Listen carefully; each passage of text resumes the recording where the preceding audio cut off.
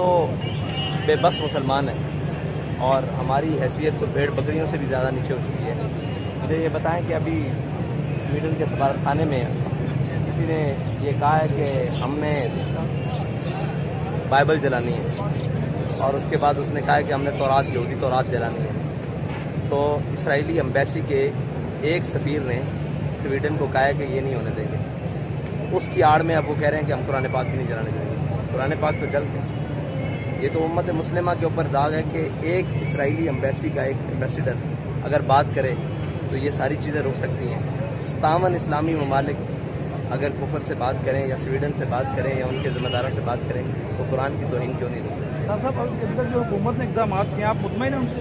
حکومتی اقدامات کیا کیے ہیں اقدامات؟ آج جو ہے آج کے دن ریلی کا اہتمام کیا اور انہوں نے سرکاری طور پہ اس کو منانے کا کہا اور دوسرا وہ پروٹیسٹ بھی کر رہے ہیں سفارت. آپ مطمئن ہیں؟ دیکھیں سرکاری طور پر یوم تقدس قرآن منانے کا تو میں کہتا ہوں جی 365 دن مناتے ہیں. نتیجہ کیا نکلے گا؟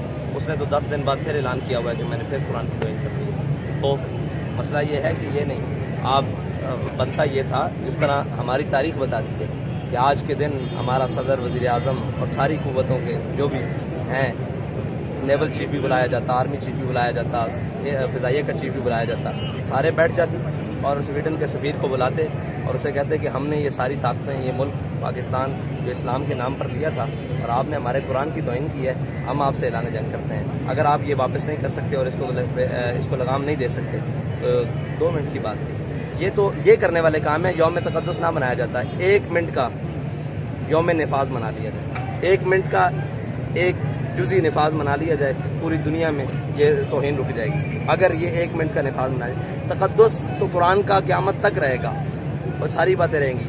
ہمیں ہمارا حکم ہے وَمَن لَّمْ يَحْكُم بِمَا أَنزَلَ اللَّهُ فَأُولَٰئِكَ هُمُ الْكَافِرُونَ. جو اللہ کے اتارے ہوئے فیصلوں کے مطابق دنیا میں نفاذ نہ کرے وہ لوگ کافر ہیں, وہ فاسق ہیں, وہ ظالم ہیں اور ہم ظالموں میں شامل ہیں. اگر 1 منٹ کا قرآن کا نفاذ کر دیا جائے پورے دن کے تقدس کو ہٹا کر, یہ 10 منٹ کی بات ہے سب سفیر کو بلانا, اور بلکہ 1 منٹ کی بات ہے. گفتگو تو اس کے سامنے 1 منٹ ہی کرنی ہے نا کہ یہ ہم ساری طاقتیں بیٹھی ہیں اس ریاست کی.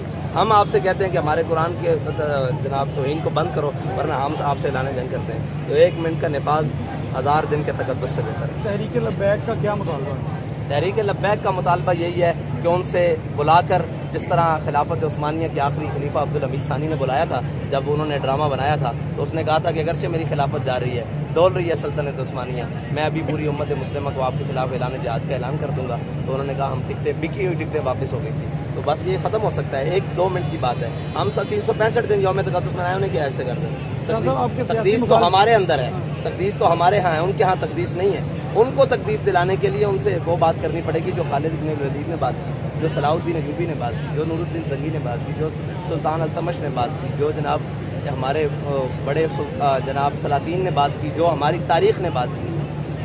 صاحب آپ کے سیاسی مخالفین جو ہیں سوشل میڈیا پہ بہت تنقید کر رہے ہیں کہ ایسی بے حرمتی جب پہلے ہوا کرتی تھی تو خادم حسین رضوی صاحب اسی دن اور اسی شام کو وہ روڈ بلاک کر دیتے تھے, بیٹھ جاتے تھے آ کے. تو اس بار جو ہے سعد رضوی صاحب آپ پہ تنقید کی جا رہی ہے کہ آپ نے بہت دیر کی ہے اور آپ کسی اشارے کا انتظار کر رہے ہیں. آپ کے سیاسی مخالفین سوشل میڈیا پہ پروپیگنڈا کر. ہم نے تو کوئی دیر نہیں کی, ہم تو اسی وقت ہماری جس دن یہ ہوا اس وقت مقامی سطح کی ساری ریلیاں نکلنی شروع ہوئی. صاحب ظاہر ہے آپ نے کفر کو پیغام دینا ہے تو اس کے لیے تیاری تو ضروری ہونی چاہیے. ہم تیاری کر کے آئے ہیں, آپ دیکھ رہے ہیں پیغام تو جائے گا نا. جنہوں نے تیاری کے بغیر سارا کچھ کیا یا وہ بس خانہ پوری کیا, آپ نے ان کا بھی دیکھ لیا صبح کیا حال ہے. آپ نے دیکھا ہے ملتان روڈ جائے گی جی انشاءاللہ تو وہاں خطاب کریں گے جا کے.